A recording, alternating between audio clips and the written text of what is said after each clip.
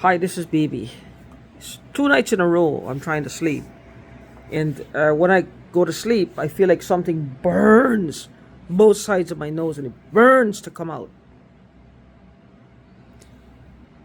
I had 2 interviews today. One is for a place called Medicare Giants,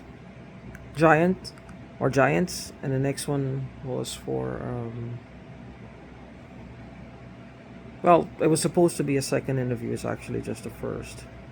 I spoke to someone yesterday at Select Quotes. They have base pay.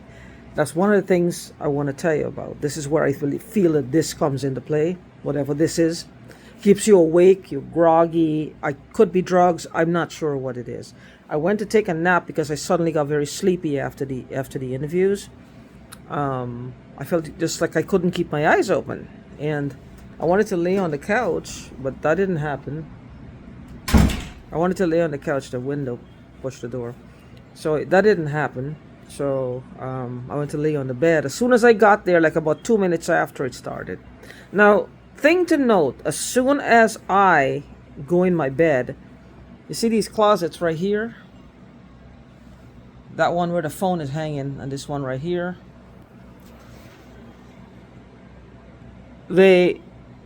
I can hear like something moving in there. If I open them, by the time I get up to go there, because my knee is hurting, I'm walking with a limp now. By the time I get there, I can't see anything. But I believe I see from the ceiling of this closet, this one right here. Not that one, this one here. At the top, I feel like, excuse my messy apartment. At the top, I believe that I can see a crease in between. So that might be a trap door there. That might be a door for them to get down and out, down and up.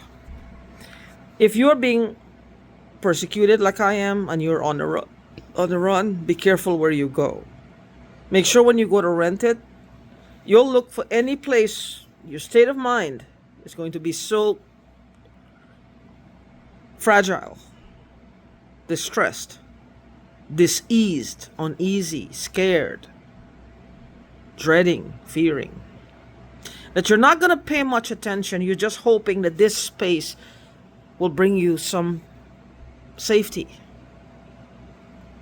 And you have all kinds of hopes just before you enter the door that you're going to look for this, look for that, look for this, because you're educated now. You're educated. You feel a sense of that you know what to look for to keep them out. When you hit the apartment, though, you're going to feel a sense of relief. But you're not going to be very diligent in doing what you should do, is really paying attention to what the apartment really looks like. You're not going to pay the attention. See what these things look like? Almost like marks. Like somebody put acid on my face. I don't know. They're always threatening me with acid, by the way. And you feel a sense of purpose, that you know how to protect yourself. But when you get in the apartment and you have the lady or the man showing you around, you will lose that. You will feel a sense of temporary security, and you'll drop your guard and you'll take it. You'll find you take the first place you go. Because your desire to be out of the apartment that you're leaving or the home that you're leaving is going to be so overpoweringly strong that you just look for another safe place. See, fight or flight. Fight or flight. You're running because you can't fight them. You cannot fight an invisible enemy all day long. That's why the Bible said it's a spiritual fight. You got to leave it up to Him. Unfortunately, these spiritual beings are attached to these motherfuckers' physical bodies. That's between them and God. Because I'm watching a lot of these things, these Bible books on YouTube. And He doesn't take prisoners. He will eliminate your ass. See, we are His. We're parts of His energy. And if it doesn't work for Him or for us, you're out. You're out. He's going to give you a fair warning, but you're out. Since the Christ was crucified to now, they were given lots of signs, lots of warnings, They know Armageddon is coming. They simply don't care. Some of them at this point is making educated decisions for themselves as far as they can tell, because life is good, that they don't care. Okay. Now, with that being said, be careful when you enter the homes. You're going to feel a sense of security and you'll take it. I got to warn you against that. Look at 2 or 3 of them. Make sure that these trapdoors are not there. Look in the closets. Make sure the walls are, you don't see creases where they could be coming if there's a false back or something, or a false trapdoor at the top or the bottom. Ask questions also. So anyway, I went to take a nap, and I just happened again, just pulling me out of my sleep. And the man is, I can hear the man's voice, and he's telling me it's a meth ball. He said it's a meth ball. I don't know. I don't know what meth looks like, if it's looked like mental crystal. I have no idea. He said it's a meth ball.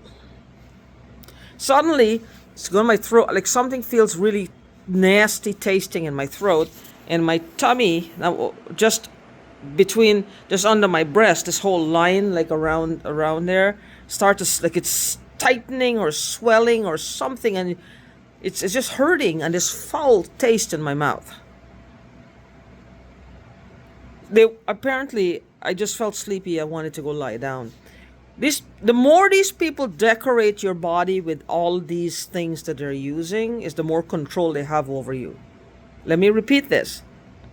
The more they are allowed, or they get the chance to decorate your bodies or our bodies with whatever they're using, is the more control they'll have over you. Mostly what they try to do is control your emotions. When you see something, whether you feel pleasure, indifference, anger, hatred, joy, uncertainty, dread, fearing, love. They can't really push the love emotion. They can't really push the hate emotion either, because common sense will kick in after a moment. You'll find if you're feeling emotional about something and you have no idea what this thing is, how it's supposed to relate to your life, then you'll stop and think about it. That's a good thing. It causes us to think more and be more logical, to be more conscious of ourselves and how we perceive things and how we see things. It'll cause us to really get to know ourselves. In this process, we get to know ourselves.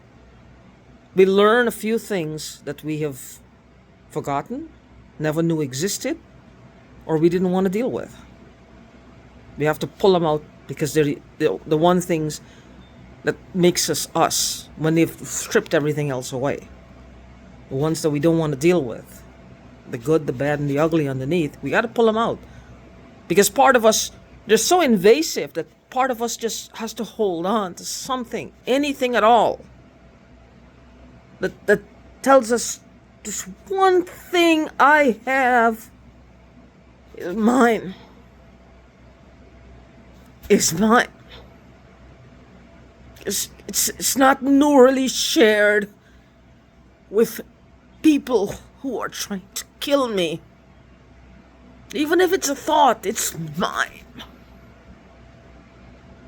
It's not a game. It's not for trade. It's not for human trafficking. It's not for 8 balls and meth balls. It's me. Mine. This one thought that I have is mine. Mine. Those of you who are going through this will understand what I mean. I'll make another video.